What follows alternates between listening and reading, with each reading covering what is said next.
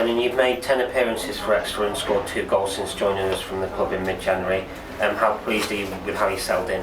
Yeah, I feel like I've settled in really well. It's good to be playing, getting some game time, and the goals have come as well. Only 2 at the moment, but yeah, and I'm happy to have helped. How much did you enjoy that strike in the last 10 minutes? I'm trying to think of the game now. Crawley. It was a pivotal moment of the game.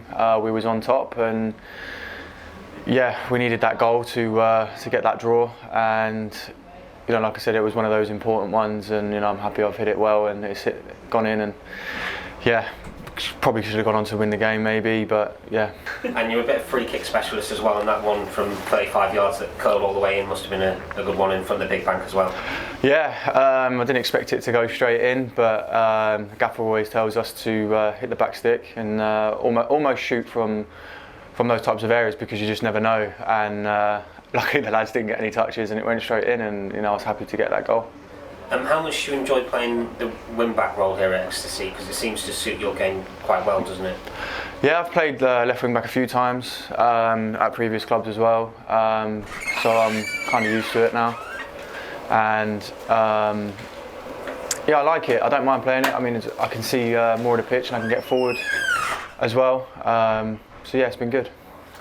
You played that position at Colchester very well, winning the Player of the Year and the Players of the Year award in your first season at the club. With that in mind, is that when you think you were producing some of your best football in your career, because you were playing that position and playing well? I would definitely say that season at Colchester was the best football I've probably ever played throughout my career. Winning the accolades was a bonus on top of that. But yeah, no, that was probably some of the best football that I'd played.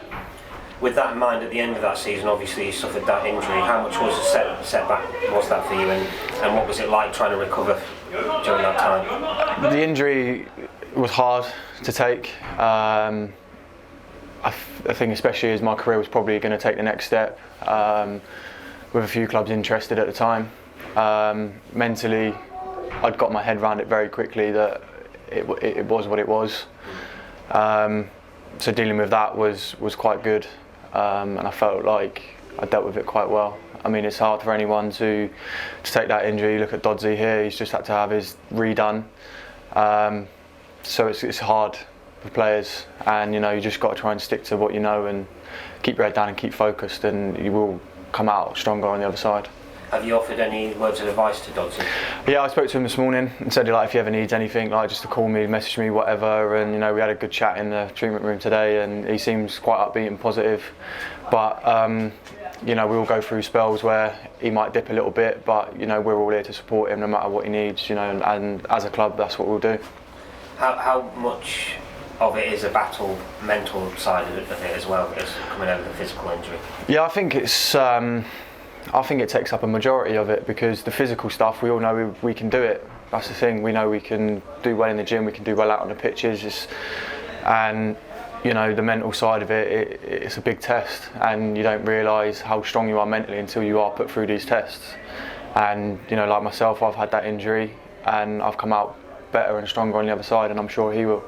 Yeah, you returned to Colchester and had another good season with them before linking up with MK Dons, where you worked with one of our former managers, Paul Tisdale. Yeah. What was he like to work under? Yeah, very good. At first it was a bit different, not having that style of manager and the way he coaches, and but I got used to it quite well and quite quickly, and I liked the way that he coached and the way he was as like a man manager as well. Obviously, unfortunately, his spell there was short-lived with my time there, but it was good to work with him. So coming here, the transition from training was quite easy, because obviously him managing here before and the gaffers worked with him, so the training styles, it was quite easy to come in and just settle in. When you decided to end your stay with MK Dons, you had plenty of other options. What was it about Exeter City that made you want to come here? I've heard very good things over the years about Exeter, and you can see through the leagues over the last few years of being in around the playoffs, sort of like getting so close to getting that promotion, that it's a strong club to be at.